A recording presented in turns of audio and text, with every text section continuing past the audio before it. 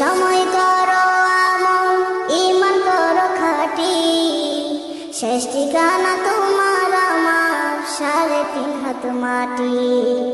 শেষ ঠিকানা তোমার আমার 3.5 হাত মাটি।